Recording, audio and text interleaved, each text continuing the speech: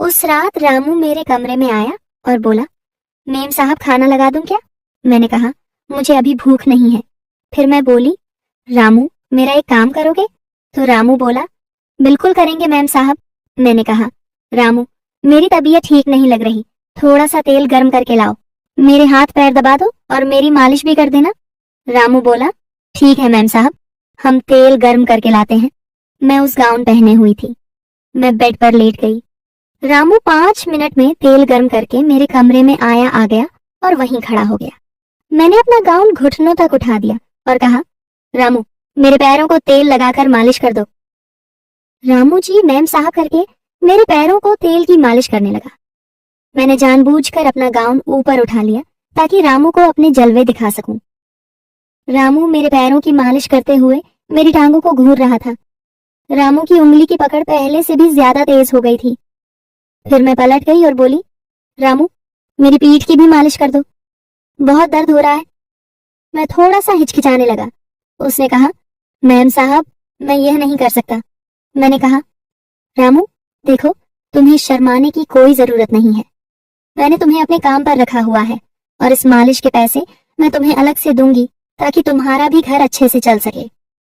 मैंने उसे पैसों का लालच दिया। रामू ने मेरे गाउन पीठ से उठाकर पीठ की मालिश चालू कर दी। मैंने दीवार पर लगे शीशे में देख लिया कि अब वह मेरे बदन को घूर रहा था।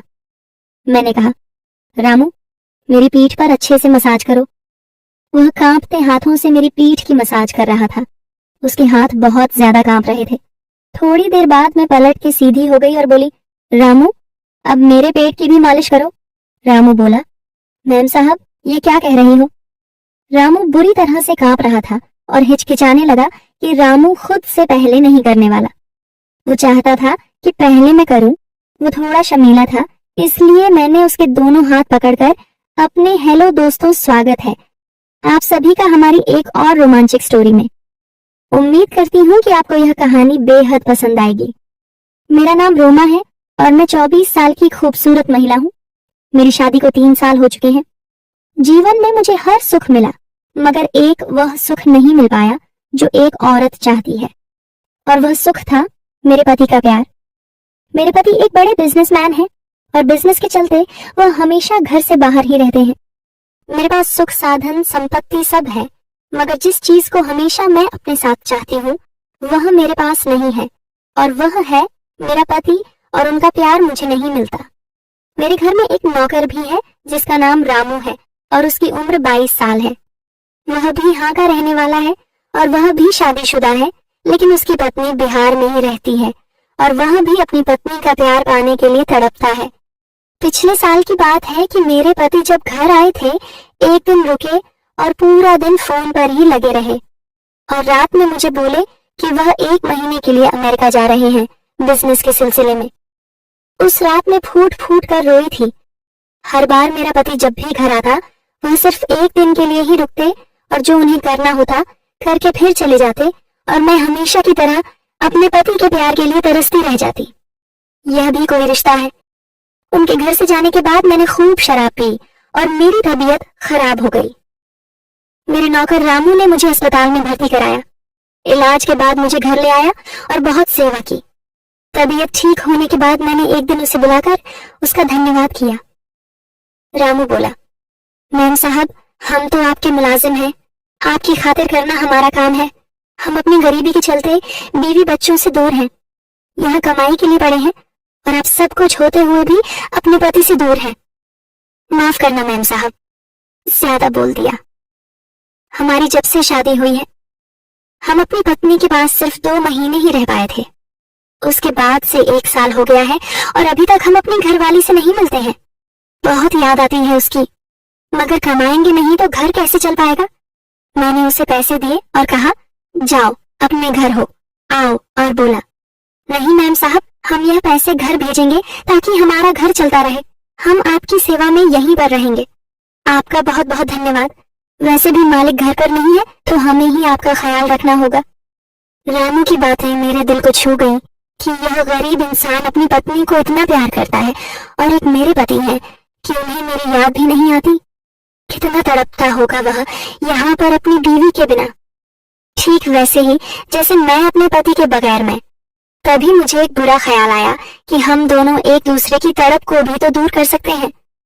तब से मेरी नजर रामू के लिए बदल गई। एक दिन वो घर में सफाई कर रहा था। उस समय उसने सिर्फ नीचे एक हाफ पैंट पहन रखी थी। उसकी मसल्स बुझाई और बदन को देखकर मुझे कुछ कुछ होने लगा था। मैंने ठान लिया कि रामू के साथ उसकी और अपनी दोनों की चाहत मिटा लूंगी। मैं उसे अपने करीब लाने के लिए नए नए तरीके अपनाती, लेकिन उसका ध्यान हमेशा घर के कामों पर ही रहता। मैं जानबूझकर उसके सामने छोटे छोटे कपड़े पहनती ताकि उसका ध्यान भटके और वह मेरी तरफ आकर्षित हो, लेकिन वह तो हमेशा अपने कामों में ही बिजी रहता। मैं जब नहाने के लिए जाती तो बाथरूम का दरवाजा जानबूझकर खुला छोड़ देती और अक्सर रामू के सामने मैं छोटी छोटी नाइट कपड़े में ही रहती।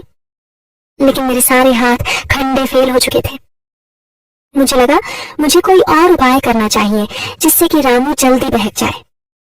मैंने रामू को एक बार अपने पास बुलाया और उससे कहा, क्या आज मेरा शराब पीने का बहुत मन है? उसने कहा, मैम साहब, शराब सेहत के लिए अच्छी नहीं होती और पिछली बार भी आपने इतनी शराब पी थी कि आपकी तबीयत खराब हो गई थी। मैंने कहा, तो फिर मैं क्या करूं? मुझे अपने पति की बहुत याद आ रही है और मैं पति का प्यार पाने के लिए तड़प रही हूँ और मेरा पति मेरी बेचैनी को नहीं समझता। वह खामोशी से सर झुकाए मेरी बातें सुनता रहा। मैंने 2 गिलासों में शराब डाली और 1 गिलास शराब का उठाकर मैंने रामू के हाथ में दे दिया।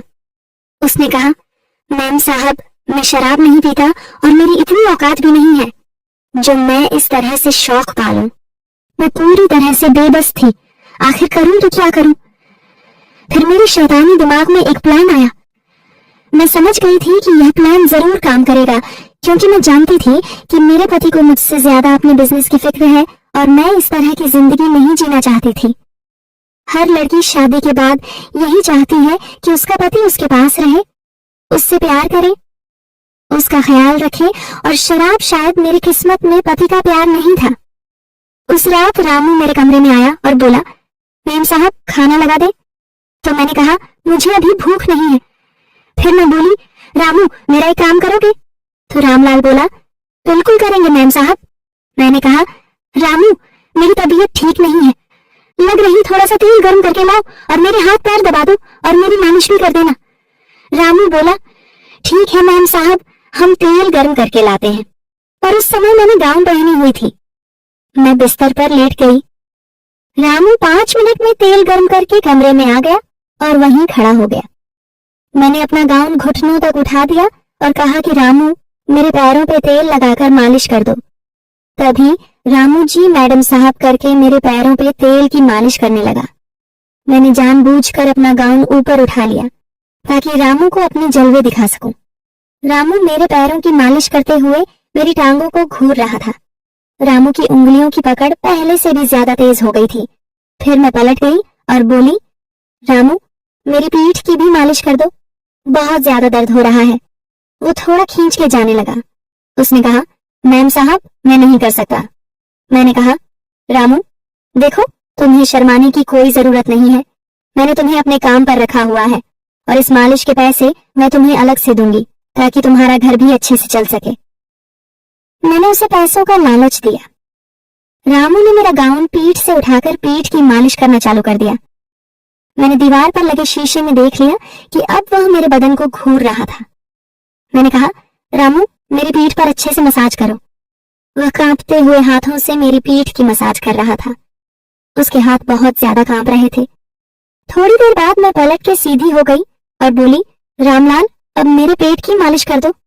रामू बोला, मैम साहब, ये क्या कह रही हैं? रामू पूरी तरह से कांप रहा था और हिचकिचा रहा था। मैंने उसके दोनों हाथ पकड़कर अपने पेट पर रख दी और बोली, रामू, डरो मत, मालिश करके देखो कैसा लगे। बोलो, अच्छा लग रहा है ना? रामू कांपते हुए कहने लगा, मैम साहब, अगर मालिक को पता चल गया तो मेरी नौकरी चली जाएगी। मैं बहुत गरीब इंसान हूँ। मैं अपनी पत्नी को घर के खर्चे के लिए पैसे कहाँ से भेजूंगा अगर मालिक ने मुझे नौकरी से निकाल दिया तो? मैं बोली, रामू, उसकी फिक्र तुम मत करो, जैसे मैं कहती हूँ वैसा करो। वैसे भी तुम्हारे मालिक यहाँ नहीं रहते। वह तो 1 महीने के लिए बाहर गए हुए हैं, और घर में हम दोनों के अलावा और कौन है जो तुम्हारे मालिक को यह सब बताएगा? फिर मैंने कहा, देखो रामू, अगर तुम मेरी मर्जी के मुताबिक चलते रहोगे तो तुम सोच भी नहीं सकते कि मैं तुम्हें बहुत ज्यादा मालामाल कर दूंगी। तुम्हें अपनी पत्नी को पैसे भेजने के लिए ज्यादा हाथ पैर नहीं मारने पड़ेंगे। तुम बस मेरी इच्छा को पूरी करो और अपनी पत्नी और परिवार की टेंशन लेना बंद कर दो। मैं हूं ना तुम्हारे साथ, मैं सब ठीक कर दूंगी और तुम्हारे परिवार का सारा खर्चा मैं खुद उठाऊंगी। वह हिचक रहा था, मगर मैं समझ चुकी थी कि रामू खुद पर काबू नहीं कर पा रहा है और वह जानबूझकर खुद को रोक रहा है। मैं जानती थी कि वह भी अपनी पत्नी का प्यार पाने के लिए बेचैन है। मैंने रामू से कहा, रामू, मैं अपने पति का प्यार पाने के लिए बहुत बेचैन हूँ और तुम भी अपनी पत्नी का प्यार पाना चाहते हो, तो क्यों ना हम दोनों एक दूसरे को वह प्यार दें जिसके लिए हम दोनों तड़प रहे हैं। मना मत करना रामू, वरना मैं जी नहीं पाऊंगी। यूं समझ लो, आज की रात मैं ही तुम्हारे घरवाली हूँ और तुम्हारा मुझ पर पूरा अधिकार है। इतना कहकर मैंने उसे अपनी बाह में जकड़ लिया, लेकिन रामू ने मुझे एक ही झटके में खुद से दूर कर दिया और मेरे पैरों में चादर उठाकर मेरे पूरे बदन को ढक दिया, और वह सर झुकाकर अपने हाथों को जोड़कर खड़ा हो गया और कहने लगा कि मैम साहब, यह हमसे नहीं होगा। हम अपनी पत्नी से बहुत ज्यादा प्यार करते हैं और हम अपनी पत्नी के साथ बेवफाई नहीं कर सकते और ना ही अपने मालिक के साथ गद्दारी कर सकते हैं, वरना हम गद्दार कहलाएंगे मैम साहब। हम गरीब जरूर हैं, लेकिन अपनी मेहनत का खाते हैं। हम जानते हैं कि मालिक आपको छोड़कर कई कई महीनों तक बाहर विदेश में रहते हैं, लेकिन इसका मतलब यह नहीं है कि आप मालिक के साथ बेवफाई करो। आप मालिक से प्यार से बात तो करके देखो, शायद वह आपकी बात मान जाए।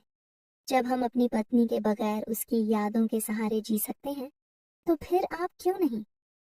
आखिर प्यार तो विश्वास भी तो कोई चीज होती है, और फिर मालिक बाहर रहकर हम ही मेहनत करते हैं, वह भी तो आपकी ही खुशी के लिए ही तो करते हैं। अगर मैं ज्यादा बोल दिया हूँ तो माफ करना मैम साहब। रामू की बातें सुनकर मेरा शर्म शर्म से झुक गया था। मैं उसे नजरें भी नहीं मिला पा रही थी। उसकी एक एक बात मेरे कानों में जलते हुए तेजाब की तरह लग रही थी। ठीक ही तो कह रहा था वह। रामू हाथ जोड़कर कहने लगा, मैम साहब, अब मैं आपके घर में काम नहीं कर सकता।